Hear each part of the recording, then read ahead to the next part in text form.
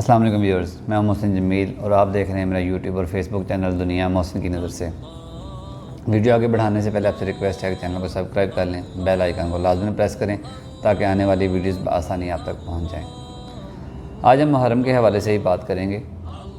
پہلی چیز جو میں کہنا چاہوں گا، تمام اہل تشیع کے علاوہ باقی جتنے بھی لوگ ہیں، مطلب وہ سنی وہابی ہیں یا وہ دیوبندی کہلاتے ہیں، وٹ ایور، ان کو بہت احتیاط کرنی چاہیے کہ کوئی بھی ایسے بیانات نہ کریں جن سے کوئی دشمن عناصر فائدہ اٹھا کر کوئی شر پیدا کر سکیں، شیعہ سنی میں یا ہمارے درمیان کوئی تصادم ایسا کھڑا کریں جس سے نقصان ہو۔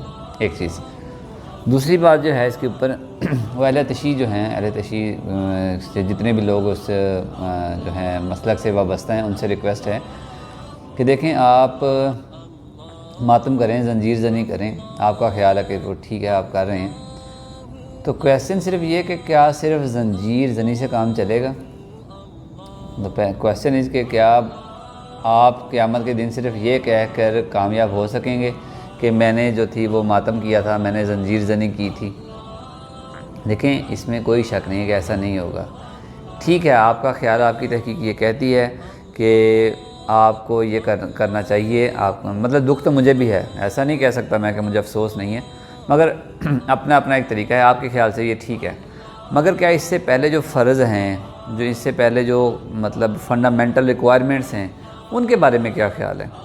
اور اگر آپ نماز نہیں پڑھیں گے، آپ پردہ کا جو ایک خاص اہتمام لازم ہے اس کا بھی اہتمام نہیں کریں گے، اور باقی بھی چیزوں کو ملحوظ خاطر نہیں رکھیں گے، اور صرف آپ کا ایک ہی فوکس ہوگا کہ عزاداری کی محفل میں جانا ہے، وہاں جا کے جو ہے وہ عزاداری کرنی ہے، زنجیر زنی کرنی ہے، رونا ہے، اور بس اس سے کام چل جائے گا، تو آپ کسی غلط فہمی کا شکار ہیں۔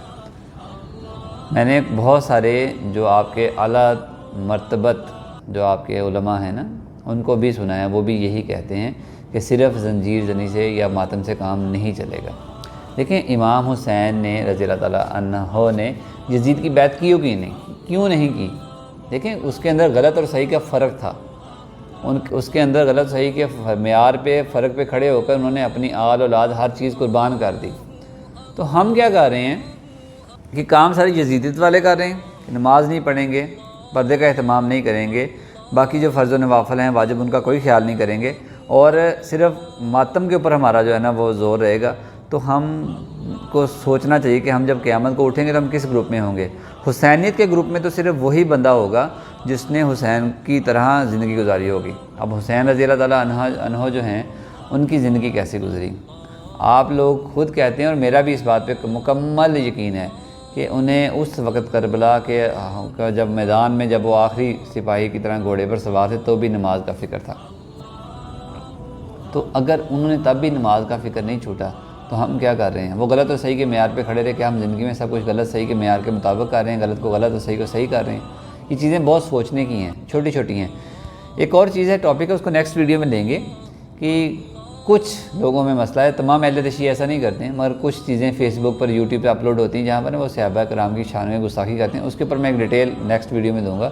تو ابھی کے لیے صرف اتنا ہی ہے کہ دیکھیں، جو دین کے فرائض ہیں نا، فنڈامنٹل ریکوائرمنٹس جو ہیں، جو ہم پر اوبلیگیشنز ہیں ریلیجن کے، مذہب کے، اس کو پورا کریں امام حسین رضی اللہ تعالیٰ عنہ کی طرح، اور اس کے بعد اوپر ابو جو آپ کر رہے ہیں وہ پھر ایک الگ چیز ہوگی۔ پر اگر آپ فنڈامنٹلز جو ہیں، جو بنیادی چیزیں ہیں، اوبلیگیشنز، ان سے آپ بالکل جو ہے نا وہ آنکھیں بند کر لیں گے اور صرف ایک چیز پر فوکس کرتے رہیں گے، تو ایسے گزارا نہیں ہوگا۔ قیامت کے روز امام حسین بھی آپ کو اون نہیں کریں گے، کیونکہ انہوں نے اسی فرق کی بنا پر ہر چیز قربان کر دی۔ تو آپ سب اس لوگوں سے ریکویسٹ ہے خاص طور پر کہ ایک تو شر اور فتنے سے بچ کے رہیے، کسی بھی چیز کا شکار مت ہوں۔ مسلمانوں میں پھوٹ ڈالنے کے لیے، فساد ڈالنے کے لیے جو یہود و نصارہ ہیں ہمیشہ سے آگے ہیں، وہ کوئی بھی موقع ہاتھ سے نہیں جانے دیتے، تو ہمیں اس چیز کا شکار نہیں ہونا، ہمیں ایک مٹھی کی طرح رہنا ہے۔ اللہ تعالیٰ آپ سب کا، میرا، ہم ناصر ہے۔